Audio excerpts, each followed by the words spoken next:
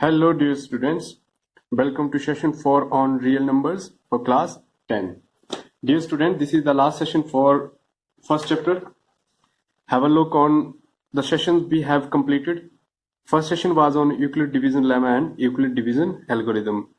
Fundamental theorem of arithmetic was our second session, and third session was on irrationality of number and its proof.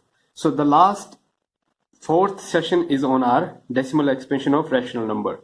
So this session is given in your book as a heading revisiting rational numbers and their decimal expansion. NCERT page number 15 से हम ये last अपना session start कर रहे हैं. इसी session पे based हमारी एक्सरसाइज कौन सी रहेगी प्यारे बच्चों? एक्सरसाइज हमारी इस पे बेस्ड रहेगी लास्ट एक्सरसाइज, दैट इज 1.4. तो स्टार्ट करते हैं हम अपनी आज की थ्योरम 1.5. ये थ्योरम जो है ये पूरे क्वेश्चन का बेस है. ठीक है, थ्योरम आपके बुक में दी हुई है 1.5 करके. Theorem number 1.5. क्या वो थ्योरम है? देखो स्टेटमेंट लिख रहा हूं मैं. पहले बोलता है x, let x be a rational number. X कोई एक रैशनल नंबर है. ठीक है, let x be any rational number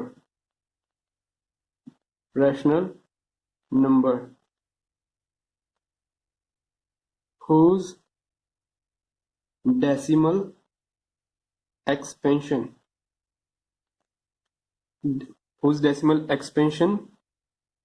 terminates, मतलब टर्मिनेटिंग डेसिमल एक्सपेंशन है उसकी, टर्मिनेट्स. एक रैशनल नंबर है x जिसकी डेसिमल एक्सपेंशन कैसी है? टर्मिनेटिंग है. ठीक है, देन तो हमें पता है कि टर्मिनेटिंग है तो x को हम कैसे रिप्रेजेंट कर सकते हैं? p/q फॉर्म में. Then x can be represented या expressed, can be expressed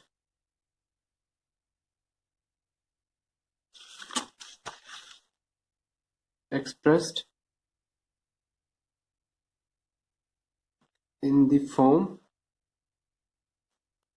p/q, where हमें पता है p और q क्या है? p and q are co-primes and obviously q is not equal to 0. ठीक है, सो यहाँ पे हमारे पास यहाँ तक तो हमने पढ़ा है. ठीक है, अभी तक जो 9th से लेके 10th तक जो हमने पढ़ा है कि x कोई एक रैशनल नंबर है. रैशनल है तो उसको हम, और उसकी डेसिमल एक्सपेंशन है टर्मिनेटिंग. ठीक है, तो उसको हम एक्सप्रेस कर सकते हैं p/q की फॉर्म में, जहां पे p और q क्या है? कोप्राइम है और q नॉट इक्वल टू 0 है. अब यहाँ पे एक और चीज ऐड हो रही है q के रिगार्डिंग. ठीक है, तो हमारे लिए जो p/q में q है वो एक बहुत इंपॉर्टेंट पार्ट प्ले करता है. ठीक है, तो आगे क्या है? बोलता है जो q है ना, उस नंबर एक कोई इंटीजर ही होगा ना. इस इंटीजर को हम प्राइम फैक्टर्स में जब रिप्रेजेंट करते हैं तो उसके प्राइम फैक्टर जो है वो 2 and 5 ही होगा. ठीक है, क्या होगा? बोलता है q and the prime factorization of q is in the form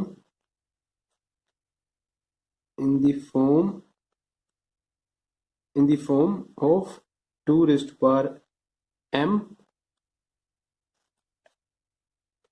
into 5 raised to power n. m यहां लिख लो, n यहां लिख लो, कोई फर्क नहीं पड़ता है. तो हमारा ये इसी फॉर्म में होगा. ठीक है, वेयर जहां पे m और n क्या है? Where m n are non negative integers. तो देख लो एक बार इस थ्योरम का मतलब क्या, देख लो. बोलता कोई x एक रैशनल नंबर है हमारे पास. ठीक है, कोई भी रैशनल नंबर है तो उसको हम, और उसका डेसिमल एक्सपेंशन टर्मिनेटिंग है. ठीक है, x क्या है? रैशनल नंबर है और इसका डेसिमल एक्सपेंशन कैसा है? टर्मिनेटिंग है. तो उसको p/q की फॉर्म में लिख सकते हैं. और जहां पे जो q है उसकी प्राइम फैक्टराइजेशन किस फॉर्म में होगी? वो होगी two raised power m into 5 raised power n, या आप लिख सकते हैं 2 raised power n into 5 raised power m। यहाँ पे ये n और m क्या है, ये नॉन नेगेटिव इंटीजर है। यहाँ पे वर्ड लिखा है नॉन नेगेटिव इंटीजर। इसका क्या मतलब है कि पॉजिटिव होंगे, पॉजिटिव इंटीजर हो सकता है, और इसके साथ क्या हो सकता है, जीरो भी हो सकता है। मतलब यहाँ पे 2 raised power 0 into 5 raised power m भी हो सकता है, या फिर 2 raised power some integer and 5 raised power 0 भी हो सकता है। ठीक है, एग्जाम्पल से समझते हैं इसको। फॉर एग्जाम्पल हमारे पास एक कोई पी बाई क्यू की फॉर्म में हम लेते हैं 3/8 ले लेते हैं हमारे। ठीक है, फॉर एग्जाम्पल 3/8 हमारे पास क्या है, एक रैशनल नंबर है पी बाई क्यू फॉर्म में। तो बोला है इसने कि क्यू को देखना है हमने, सिर्फ किस पे फोकस करना है, क्यू पे। क्यू की प्राइम फैक्टराइजेशन लेते हैं, तो हमें पता है कि 8 को हम लिख सकते हैं 2 इंटू 2 इंटू 2, 2 2 जार 4, 4 2 जार 8, है ना। तो अब हम क्या देखते हैं कि जो हमारा क्यू है वो इस फॉर्म में 2 रेस्ट पावर 3। अब आप बोलोगे 5 नहीं है, तो 5 नहीं है तो हम लिख सकते हैं ना 5 रेस्ट पावर 0। क्यों? क्योंकि m और n नॉन नेगेटिव इंटीजर है, 3 non negative integer, 0 non negative integer. तो क्या बोलोगे आप कि Q हमारा इस फॉर्म में है ना, Q हमारा इस फॉर्म में है, इसलिए 3/8 क्या है, 3/8 को हम बोलेंगे टर्मिनेटिंग डेसिमल एक्सपेंशन,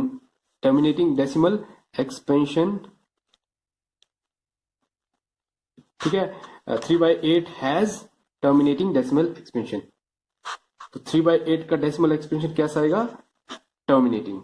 एक और एग्जांपल लेते हैं, लाइक 13/25। ठीक है, 13/25। तो हमें न्यूमरेटर से कुछ लेना देना नहीं है, हमें बस अपने डिनोमिनेटर को देखना है। तो डिनोमिनेटर को हम कैसे रिप्रेजेंट कर सकते हैं 15 को, बहुत इजी है, 5 रेज्ड पावर 2, 5 5 जार 25, है ना।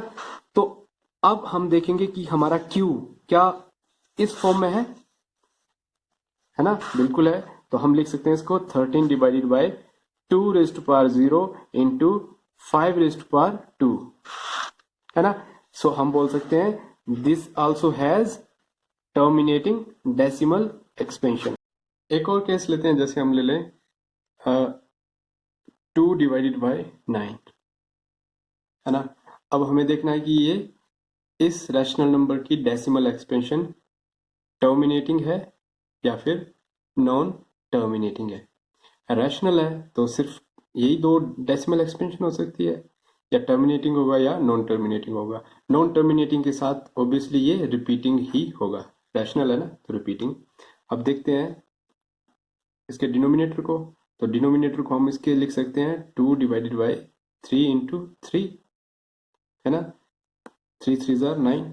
तो अल्टीमेटली 3 रेज्ड पावर 2 जो दो डिनोमिनेटर है, denominator is not in the form of as, denominator is not in the form 2 raised to power m into 5 raised to power n. Hence 2/9 has what kind of decimal expansion? It has non-terminating decimal expansion. I hope आपको ये clear हो गया, ठीक है। तो exercise start करते हैं। तो एक्सरसाइज 1.1 स्टार्ट करते हैं। क्वेश्चन नंबर 1 लेते हैं हम।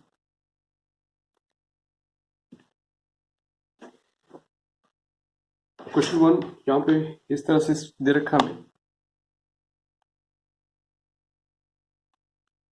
Without actually performing the long division को परफॉर्म किए बगैर, डिवीजन करते हैं ना हम उसको, उस डिवीजन को किए बगैर हमें इन रैशनल नंबर को बताना है whether they have terminating decimal expansion और नॉन टर्मिनेटिंग डेसिमल एक्सपेंशन। अब ये कैसे बताएं, तो ये हम कर चुके हैं, थ्योरम की हेल्प से करेंगे। सिर्फ हम किसको देखेंगे, डिनोमिनेटर को।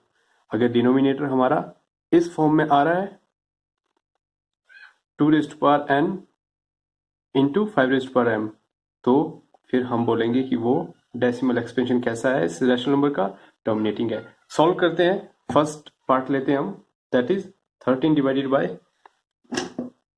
First part 13 divided by 3125। तो यहाँ पे हम रफ वर्क में, ठीक है, 3125 के क्या फाइंड आउट करेंगे, प्राइम फैक्टर्स। 5 से जाएगा, 6 5 30, 5 2 10, 5 5 25, 5 1 5, 5 2 10, 5 5 25, फिर से 5 से, है ना, 25, 5 125, फिर 5 से, 5 5 25, टर्न। अगर इसको और भी करना है तो 1 तक कर, वैसे ही, ठीक है।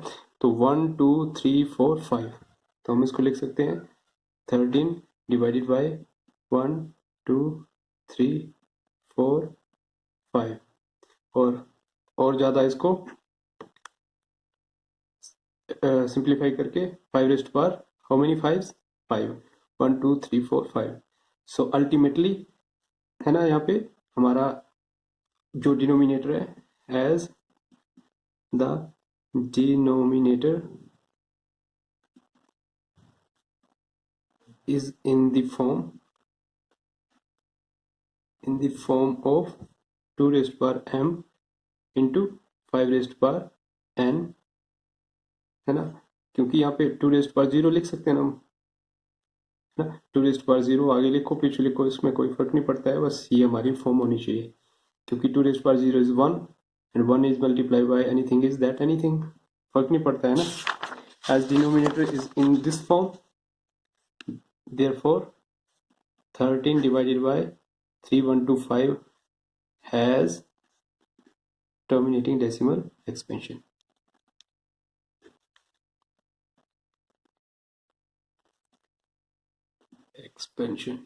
So this is done. Second जो भी है, सेकंड पार्ट भी बिल्कुल इजी है, 17 डिवाइडेड बाय 8, है ना। इसके लिए तो हमें प्राइम फैक्टराइजेशन करने की भी जरूरत नहीं है, क्योंकि ये किस फॉर्म में है, 2 रेस्ट पावर 2 इंटू 2 इंटू 2, है ना, 2 to the 4 4 to the 8, so 7 2 raised power 3, ये भी 2 raised power 3 into 5 raised power 0, ये फॉर्म है, हेंस ये भी टर्मिनेटिंग डेसिमल एक्सपेंशन है। क्लियर है। नेक्स्ट देखते हैं थर्ड दे रखा है हमारे पास 64 डिवाइडेड बाय 255, ठीक है। हमें पता है हमें डिनोमिनेटर को देखना है, और डिनोमिनेटर के क्या फाइंड आउट करेंगे हम, 455, दिस इज 455, ठीक है। 455 के हम क्या लेंगे, प्राइम फैक्टर्स फाइंड आउट करेंगे, ठीक है, क्योंकि हमें सिर्फ डिनोमिनेटर को देख के ही बताना है कि वो टर्मिनेटिंग है या नॉन टर्मिनेटिंग। तो 5 है तो 5 से ही जाएगा ये, ठीक है, 9 5 45 एंड 5 1 5। अब हमें पता है कि 91 प्राइम नंबर नहीं है, ठीक है, यहाँ पे आपको प्राइम नंबर्स का पता होना जरूरी है। 1 से 100 के बीच में जितने प्राइम नंबर्स आते हैं वो आपको पता होने जरूरी है। स्मॉलेस्ट प्राइम नंबर इज 2, है ना, and 2 is the only prime number which is even. अगर कोई पूछता है कि कौन सा ऐसा नंबर है जो इवन भी है और प्राइम, तो सिर्फ 2 है जो इवन भी है और क्या है, प्राइम भी है। ऐसा कोई और इवन नंबर नहीं है जो प्राइम है, ठीक है। तो आपको 1 से 100 के बीच में एटलीस्ट प्राइम नंबर एग्जैक्ट पता होने चाहिए, फिर यहाँ पे हमारी प्राइम फैक्टराइजेशन में ये हेल्प करता है। But 91 is not a prime number, because क्योंकि 91 is divisible by what, 7 and even 13, क्योंकि 91 के फैक्टर्स क्या आते हैं, 13 एंड 7, 7 1 7, 7 2 बचा 21 हो गया, 7 3 21, तो यानी 91 के फैक्टर्स क्या आए, 7 इंटू 13, है ना। तो ये 91 प्राइम नंबर नहीं है, 13 प्राइम नंबर है, आपको पता है, तो खुद से ही जाएगा, तो 13 1 13। तो हमारे पास जो फैक्टर्स आए हैं डिनोमिनेटर के, क्या क्या आए हैं, 5 इंटू 7 इंटू 13। तो क्या लग रहा है आपको, ये टर्मिनेटिंग है या नहीं? ऑब्वियसली नहीं है, बिकॉज एज डिनोमिनेटर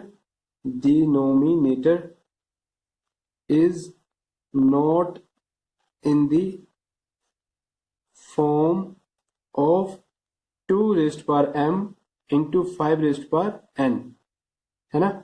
Hence देखो विदाउट एनी एक्चुअल कैलकुलेशन के हमने बताया है कि hence 64 upon 455 has what kind of decimal expansion? non terminating decimal expansion. अब देखो नॉन टर्मिनेटिंग के साथ ऑब्वियसली हमें लिखने की जरूरत नहीं पड़ी कि रिकरिंग भी है, हमें लिखने की जरूरत नहीं पड़ी यहाँ कि रिपीटिंग या फिर रिकरिंग है। क्यों? क्योंकि रैशनल है, पी बाई क्यू है, तो रिकरिंग तो होगा ही होगा, है ना? रिकरिंग तो होगा ही होगा। हमारा सवाल था कि टर्मिनेटिंग है या नॉन टर्मिनेटिंग, तो नॉन टर्मिनेटिंग है ये, ठीक है? नॉन टर्मिनेटिंग है तो ये रिकरिंग हो गई होगा, ऑब्वियसली होगा क्योंकि टर्मिनेटिंग है। इरेशनल होता तो नॉन टर्मिनेटिंग के साथ नॉन रिकरिंग भी होगा, ठीक है? बात क्लियर है? इसी तरह से बाकी पार्ट्स आप सॉल्व करोगे और मुझे होमवर्क नोटबुक में अपनी सेंड करोगे कि आपने ये क्वेश्चंस कर लिए हैं, कंप्लीट कर लिए, ठीक है? तो इसी तरह से क्वेश्चन नंबर 2 है। क्वेश्चन नंबर 2 क्या है प्यारे बच्चों?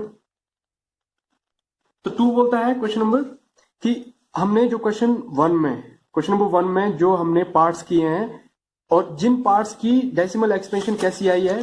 टर्मिनेटिंग आई है। तो उसके अब हमें डेसिमल एक्सपेंशन शो करने हैं उसके, ठीक है? क्वेश्चन नंबर 2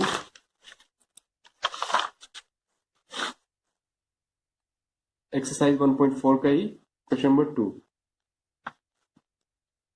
क्वेश्चन नंबर 1 में सबसे फर्स्ट पार्ट था हमारा 133125 और इसकी डेसिमल एक्सपेंशन हमने कैसे निकाली थी, है ना?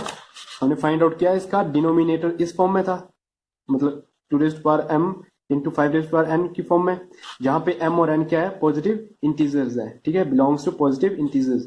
तो इसकी टर्मिनेटिंग थी, तो अब हमें टर्मिनेटिंग है तो इसके डेसिमल एक्सपेंशन बताने हैं। अब डेसिमल एक्सपेंशन में लिखने के लिए हमारे पास डिवीजन के अलावा और कोई मेथड नहीं है, तो डिवीजन तो हमें करना ही पड़ेगा। तो 13 यहाँ पे डिविडेंड है और डिवाइजर क्या है? 3125 है। देखने से पता लग रहा है कि डिविडेंड छोटा है और डिवाइजर बड़ा है, तो ऑब्वियस ही बात है प्राइमरी सेक्शन से आप करते आ रहे हैं डिवीजन। कैसे करेंगे? जब छोटा है यहाँ पे डिवाइजर डिविडेंड, तो हम क्या करते हैं? डेसिमल लगाते हैं और यहाँ पे एक 0 पुट कर देते हैं।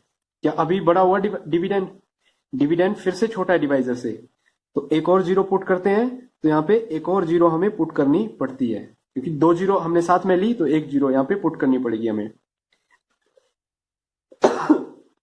सॉरी, क्या अभी कुछ फर्क पड़ा? अभी फिर से वही स्मॉल है डिविडेंड, ये 1000 समथिंग है, ये 3000 समथिंग है, तो यहाँ पे हमें एक और 0 पुट करनी पड़ेगी, ठीक है?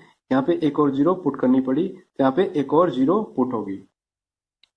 13,000 बन गया है। अब हम इसको सॉल्व कर सकते हैं, ठीक है?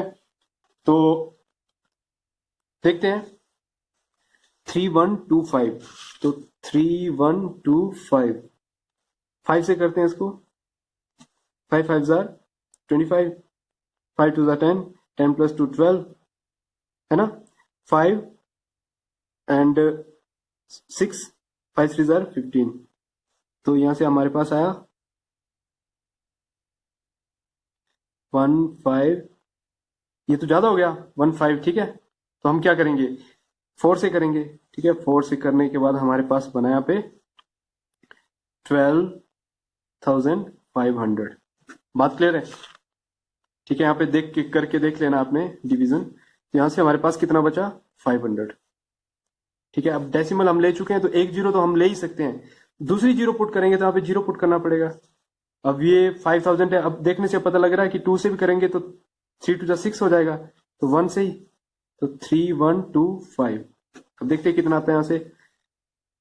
10 से 5 5, 9 से 2 7, ठीक है? और यहाँ पे 9 से 1 8, और यहाँ पे 4 बचा हुआ है, 4 से 3 1।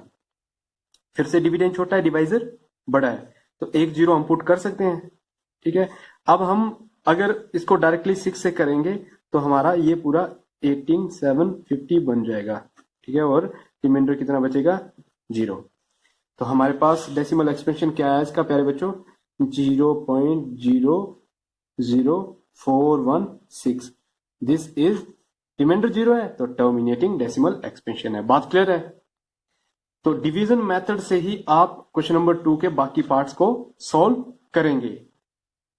मतलब सिर्फ उन्हीं को सॉल्व करना है जिसका डेसिमल एक्सपेंशन कैसा है, टर्मिनेटिंग। और ये किसकी हेल्प से फाइंड आउट करेंगे हम कि टर्मिनेटिंग है, इसकी हेल्प से। पहले इसकी हेल्प से देखो कि टर्मिनेटिंग है तो फिर उसका डेसिमल एक्सपेंशन फाइंड आउट करो। अगर नॉन टर्मिनेटिंग अभी फाइंड आउट करना है तो आप कर सकते हैं, बट हमें सिर्फ यहाँ पे टर्मिनेटिंग के लिए पूछा है। बात क्लियर है? तो चलते हैं क्वेश्चन नंबर 3 की तरफ। क्वेश्चन नंबर 3 हमारे पास दे रखा है यहाँ पे,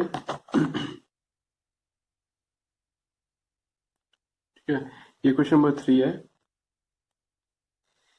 द फॉलोइंग रियल नंबर्स 1 2 3, 3 यहाँ पे रियल नंबर है, यहाँ पे इसने लिखा है रियल नंबर, तो ये इरेशनल भी हो सकते हैं, रैशनल भी हो सकते हैं, है ना। In each case decide whether they are rational और नॉट, है ना। बात आ गई कि इनमें डिसाइड करना हमें कि ये रैशनल है या इरेशनल है, रैशनल है या नहीं है, नहीं है मतलब इरेशनल है। इफ दे आर रैशनल, अगर रैशनल होगा तो obviously P by Q form में होगा।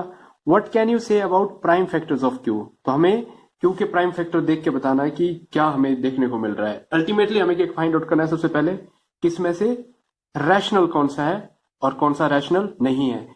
अगर आपके पास कोई नंबर रैशनल मिल रहा है तो उसको हमें पी बाई क्यू की फॉर्म में फाइंड आउट करना है, और क्यू ऑब्वियसली उसका किस फॉर्म में होगा, 2 होगा, 2 की फॉर्म में होगा या 5 की, या फिर 2 और 5 दोनों की फॉर्म में हो सकता है। तो चलिए स्टार्ट करते हैं। थर्ड का फर्स्ट पार्ट हमारे पास दे रखा है यहाँ पे, क्वेश्चन नंबर 3 फर्स्ट पार्ट 43.123456789। कोई बार नहीं है, कुछ यहाँ पे डैश डैश डैश मतलब सो ऑन की फॉर्म नहीं है, तो ऑब्वियसली देखने से पता लग रहा है कि टर्मिनेटिंग है। ये कैसा है, टर्मिनेटिंग डेसिमल एक्सपेंशन है। तो हम लिखेंगे this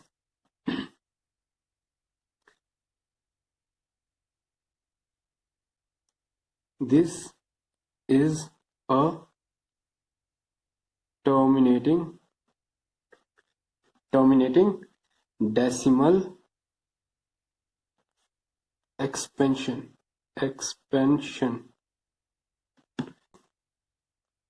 it is a rational number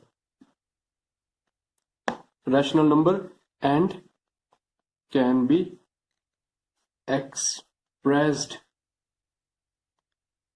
ये सॉल्यूशन यहां से स्टार्ट किया ना हमने, ठीक है, expressed in P upon Q form, P upon Q form में होगा, ठीक है। तो P upon Q की फॉर्म में होगा, और Q क्या होगा, and Q is in the form of 2 raised to power m into 5 raised to power n, where m n are positive integer, ठीक है। तो P अपॉन Q फॉर्म कैसे लिखेंगे अब इसकी, इसको पूरा लिख देंगे वैसे का वैसे, 4 3 1 2 3 4 5 6 7 8 9। बात क्लियर है, ठीक है। हमने क्या किया, डेसिमल को हटा दिया और इसको ऐसे कैसे लिख दिया, और डिनोमिनेटर में 1 के साथ जितने डेसिमल पॉइंट थे उतनी 0 लगा दी। तो कितने डेसिमल है, डेसिमल के बाद कितने डिजिट है, 9 तक है, तो 9 डिजिट है, 1 2 3 4 5 6 7 8 9 0 लगा दी। बात क्लियर है ना। तो ये हमारी P बाई क्यू फॉर्म बन गई। अब हमने Q का प्राइम फैक्टर फाइंड आउट करना है ना। तो प्राइम फैक्टर बोले तो हम इसको सिंपली ऐसे लिख सकते हैं ना। अब इतने बड़े नंबर का प्राइम फैक्टराइजेशन करना तो मतलब एक बहुत बल्कि टास्क हो जाएगा, तो इसलिए हम क्या करेंगे, न्यूमरेटर तो वही है हमारा 4 3 1 2 3 4 5 6 7 8 9, इसको ऐसे लिख दिया। तो इसको क्या लिख सकते हैं हम, 10 rest power how many zeros 1 2 3 4 5 6 7 8 9 10 rest power 9 zeros. बात क्लियर है ना? ठीक है। और अब इसको हम हमारा एक्सपोनेंट की प्रॉपर्टी है, ठीक है, इसको हम कैसे लिख सकते हैं? न्यूमरेटर हमारा 4 3 2 1 2 3 4 5 6 7 8 9 ये रहा, और 10 बेस है, बेस को हम लिख सकते हैं 2 इंटू 5 होल रेस्ट पावर 9 लिख सकते हैं कि नहीं? a into b whole raised power m, तो ये अल्टीमेटली क्या हुआ? ये अल्टीमेटली हम लिख सकते हैं इसको 2 raised power 9 into 5 raised power 9। Property कौन सी है? एक्सपोनेंट की प्रॉपर्टी है a b raised power 9। A b raised power कोई भी पावर है हमारे पास, ए बी रेस्ट पावर मान लो m, a b raised power m, तो हम इसको लिख सकते हैं a raised power m into b raised power m, है ना? ये हमने लॉ ऑफ एक्सपोनेंट में पढ़ा है, तो ऐसे लिख सकते हैं हम। 10 बेस को हमने स्प्लिट कर दिया 5 और 2 में, पावर उनकी सेम रही, ठीक है। फिर हमने पावर को स्प्लिट कर दिया, तो अल्टीमेटली हमारे पास जो फाइनल रिजल्ट बना वो बना 6 7 8 9 ये बना। और यहाँ पे हमारा Q, ये Q की वैल्यू है, मतलब डिनोमिनेटर की वैल्यू है, और डिनोमिनेटर हमारा किस फॉर्म में है 2 raised power m into 5 raised power n। तो हम यहाँ पे एक लाइन डाल देंगे, hence denominator is in the form of 2 raised power m into 5 raised power n, and it is terminating, है ना? क्लियर हुआ क्वेश्चन? देख लेते हैं सबसे पहले क्या किया हमने। हमें पता था टर्मिनेटिंग है, क्योंकि कुछ सो ऑन में नहीं और कुछ बार नहीं है। टर्मिनेटिंग है तो रैशनल है, रैशनल है तो पी वाई क्यू फॉर्म है, पी वाई क्यू फॉर्म है तो मतलब इसको डेसिमल को हटा के हमने उतनी जीरो लगा के इसे पी वाई क्यू फॉर्म बना दिया। अब हमें बोला है कि हमें डिनोमिनेटर को इस फॉर्म में शो करना है, 2 रेस्ट पावर m और 5 रेस्ट पावर n की फॉर्म में। तो 10 रेस्ट पावर n लिख लिया हमने एक्सपोनेंट, इसे स्टैंडर्ड फॉर्म से एक्सपोनेंशियल फॉर्म बना दी इसकी। एक्सपोनेंशियल फॉर्म को हमने स्प्लिट किया, एक्सपोनेंट को, बेस को स्प्लिट करने के बाद पावर को स्प्लिट कर दिया, और ये हमारी बन गई 2 raised power m into 5 raised power n form. तो हम बोलेंगे दिस इज व्हाट? टर्मिनेटिंग। बात क्लियर है? अब सेकंड पार्ट पे आते हैं, ठीक है। सेकंड पार्ट जो है, सेकंड पार्ट है हमारा 0.120, ओके, 1200 12000। अरे ये तो क्या है? ये तो नॉन टर्मिनेटिंग और नॉन रिपीटिंग है, कुछ भी देखो 120, ठीक है, ये रिपीट होता 120। अरे एक और जीरो लग गया, फिर एक और जीरो बढ़ गया, एक और जीरो बढ़ गया, इट मीन ये तो फुली नॉन टर्मिनेटिंग और नॉन, एक तो नॉन टर्मिनेटिंग है, कैसे पता लगा? डैश डैश है तो हमने लिख दिया नॉन टर्मिनेटिंग। नॉन टर्मिनेटिंग तो है, कुछ रिपीट हो रहा है? नहीं, non terminating and non repeating या नॉन रिकरिंग, है ना? तो ये क्या चीज है? ये है इर्रेशनल नंबर है। क्या ये? Irrational number. So this is an irrational number. तो इरेशनल नंबर को पी बाई क्यू फॉर्म में कैसे लिख सकते हैं? Not possible. तो ये हमारा सेकंड पार्ट है। जो थर्ड पार्ट है ना, उस पार्ट को आप खुद करोगे। इसको 43.123456789। अब यहाँ पे हमारे पास बार लगा हुआ है, ठीक है, इसके ऊपर क्या है? बार है। तो बार मतलब 1 2 3 4 5 6 7 8 9 ये रिपीट होता जा रहा है, यानी ये डेसिमल एक्सपेंशन कैसा है? नॉन टर्मिनेटिंग है, बट साथ में क्या है? रिपीटिंग है। तो इट मीन ये रैशनल नंबर है। अब मुझे आपको होमवर्क क्या है कि आपने इसको P अपॉन Q की फॉर्म में लिखना है, और Q को 2 raised power m into 5 raised power n की फॉर्म में बनाना है, ठीक है। और ये होमवर्क है। सो हमारा फर्स्ट चैप्टर ओवर हो चुका है, ठीक है। हमने आज क्या पढ़ा है उसको रिकैप्चुलेट कर लेते हैं।